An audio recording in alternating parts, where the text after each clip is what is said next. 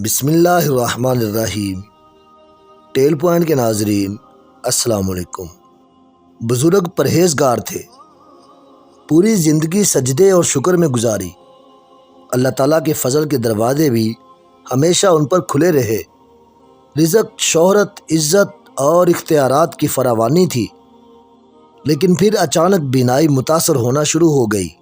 دائیں آنکھ میں دھندلاہٹ آئی، اینک بدل کر کام چلانے کی کوشش کی، لیکن پھر بائیں آنکھ بھی دودھیا ہو گئی۔ ڈاکٹر نے آپریشن کا مشورہ دے دیا۔ بزرگ نے آپریشن کرا لیا۔ وہ ہسپتال سے جانے لگے تو ڈاکٹر نے کہا، آپ پٹی کھلنے تک جھک نہیں سکتے۔ بزرگ نے وجہ پوچھی۔ ڈاکٹر نے جواب دیا، آپ جھکیں گے تو آنکھوں پر دباؤ پڑے گا، زخم کھل جائیں گے اور یوں بینائی ضائع ہو جائے گی۔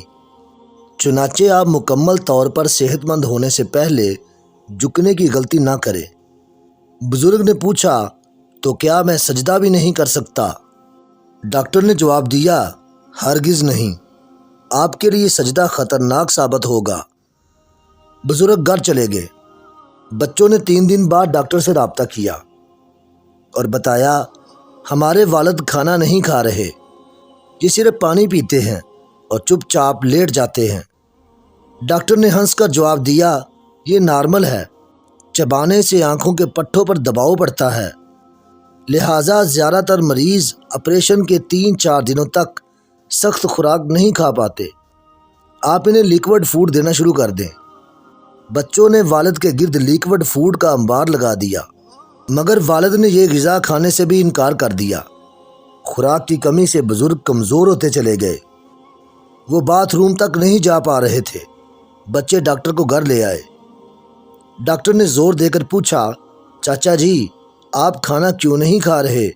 بزرگ خاموش رہے۔ ڈاکٹر نے دوسری بار پوچھا، کیا آپ کا کھانا کھانے کو دل نہیں چاہتا؟ بزرگ نے آہستہ سے جواب دیا، میں کھانے کا بہت شوقین ہوں، میرا بہت دل چاہتا ہے کہ میں کھانا کھاؤں۔ ڈاکٹر نے پوچھا، آپ پھر کھا کیوں نہیں رہے؟ بزرگ نے آہستہ سے کہا، بیٹا، میں جس خدا کو سجدہ نہیں کر سکتا، مجھے اس کا رزق کھاتے ہوئے شرم آتی ہے۔ سجدہ کروں گا تو ہی کھانا کھاؤں گا۔ ڈاکٹر نے حیران ہو کر بچوں کی طرف دیکھا۔ بچوں نے بتایا، ہمارے والد جوانی سے نماز پڑھتے آ رہے ہیں، اللہ کو سجدہ کرتے ہیں، اس کی نعمتوں کا شکر ادا کرتے ہیں اور پھر کھانے کی چیز کو ہاتھ لگاتے ہیں۔ آپ نے سجدے سے روک دیا اور والد نے کھانا ترک کر دیا۔ ڈاکٹر کی آنکھوں میں آنسو آ گئے۔ ہم سب کی آنکھوں میں بھی آنسو آنے چاہیے۔ اللہ تعالیٰ نے ہمیں کیا کیا نعمت نہیں بخشی۔ آپ صرف اپنے دور کو لے لیجئے۔ اللہ تعالیٰ نے ہمیں اس شاندار ترین وقت میں پیدا کیا۔ دنیا کے 90% ناممکنات ممکن ہو چکے ہیں۔ آپ دنیا کے کسی بھی کونے میں جا سکتے ہیں، آپ کو کوئی نہیں روکے گا۔ آپ ارب بلکہ کھرب پتی بن سکتے ہیں، آپ کے راستے میں کوئی شخص رکاوٹ کھڑی نہیں کرے گا۔ آپ کسی بھی بیماری کا شکار ہیں، اللہ تعالیٰ نے دنیا کے کسی نہ کسی کونے میں اس کی شفا کا بندوبست کر دیا ہے۔ آپ دنیا کی ہر کتاب پڑھ سکتے ہیں، دنیا بھر کی عدالتیں بھی آپ کے لیے کھلی ہیں اور دنیا کے تمام تعلیمی اداروں کے دروازے بھی۔ آپ صرف یوٹیوب کو اپنی زندگی کا حصہ بنا لیں، آپ دنیا کا ہر علم سیکھ لیں گے۔ آج سے 50 سال پہلے تک لوگ ملیریا، خناق، تشنج، ٹی بی، خسرہ، کالی کھانسی اور پولیو سے مر جاتے تھے۔ ہم آج اپنے بچوں کو حفاظتی ٹیکے لگواتے ہیں اور یہ زندگی بھر کے لیے ان بیماریوں سے محفوظ ہو جاتے ہیں۔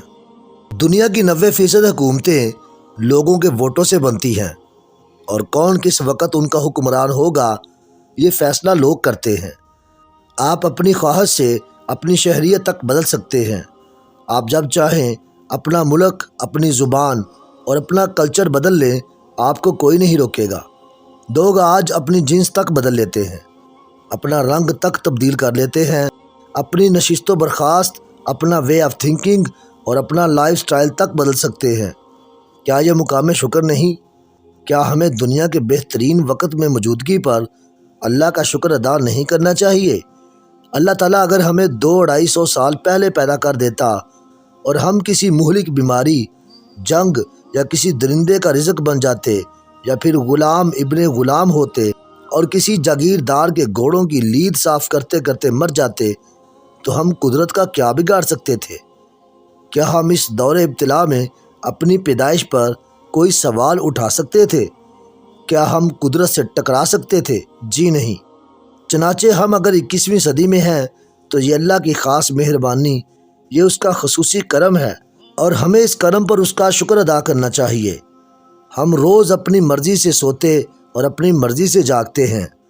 ہم نیند کے لیے دواؤں کے محتاج نہیں ہیں، اور اگر ہیں بھی تو ایک چھوٹی سی گولی ہمیں نیند کی گہری وادی میں لے جاتی ہے، اور ہم پھر اس وادی سے بحفاظت واپس آ جاتے ہیں۔ کیا یہ اللہ کا کرم نہیں؟ اور کیا اس پر ہمارا سجدہ نہیں بنتا؟ ہم جو چاہتے ہیں کھا لیتے ہیں، اور یہ معدے اور چھوٹی اور بڑی آنت سے ہوتا ہوا باہر نکل جاتا ہے۔ ہمارا اپنا فضلہ ہماری آنت میں جم کر ہمارا جسم گلانا شروع نہیں کرتا۔ ہم جو چاہتے ہیں پی لیتے ہیں، اور ہمارے گردے ہماری بے احتیاطی، ہماری حماقت کو فلٹر کر کے باہر نکال دیتے ہیں۔ یہ اسے ہمارے خون ہمارے جسم میں نہیں رہنے دیتے۔ ہم 1200 کیمیکل میں زندگی گزار دیتے ہیں، اور ہماری ناک، ہمارے پھیپھڑے ان کیمیکلز کو جسم سے خارج کرتے رہتے ہیں۔ یہ انہیں ہمیں نقصان نہیں پہنچانے دیتے۔ ہماری پلکیں ہوا میں تیرتے کچرے کو صاف کرتی رہتی ہیں۔ ہمارے کانوں کی میل کیڑوں، مکھیوں اور مچھروں کو ہمارے دماغ سے دور رکھتی ہے۔ ہماری ناک کے گدود پولوشن کو جسم میں داخل نہیں ہونے دیتے۔ ہماری زبان 7 ذائقے چکھ لیتی ہے۔ ہماری ناک خوشبوؤں کے 10 پیٹرن محسوس کر لیتی ہے۔ ہم جس چیز کو چھونا چاہتے ہیں چھو لیتے ہیں۔ ہم جو آواز سننا چاہتے ہیں سن لیتے ہیں۔ ہم بول بھی سکتے ہیں، ہم اپنی بات بھی سمجھا سکتے ہیں، ہم اپنے اللہ کو بھی یاد کر سکتے ہیں، اور ہم اچھے اور برے کی تمیز بھی کر سکتے ہیں۔ تو پھر ہمیں مزید کیا چاہیے؟ ہمیں اپنے اللہ کا شکر ادا کرنے کے لیے مزید کون سی نعمت، مزید کون سا کرم چاہیے؟ میرے ایک ارب پتی دوست ہیں، یہ پراسٹیٹ کینسر میں مبتلا ہوئے، آپریشن ہوا اور ان کا پیشاب کنٹرول کرنے کا سسٹم خراب ہو گیا۔ یہ اب اپنا پیشاب کنٹرول نہیں کر سکتے۔ یہ پیمپر لگا کر سارا دن گھر میں بیٹھے رہتے ہیں۔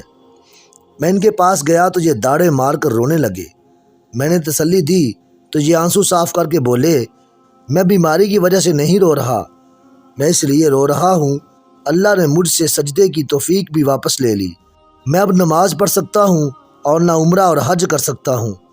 میں یہ سن کر کانپ اٹھا اور آسمان کی طرف دیکھ کر عرض کیا، یا باری تعالیٰ، تیرا کتنا کرم ہے، تو نے ہمیں سجدوں کی توفیق عطا کر رکھی ہے۔ ہم جب چاہتے ہیں تیری بارگاہ میں سجدہ ریز ہو جاتے ہیں۔ دنیا میں کتنے لوگ ہیں جو سجدے کی لذت سے محروم ہیں۔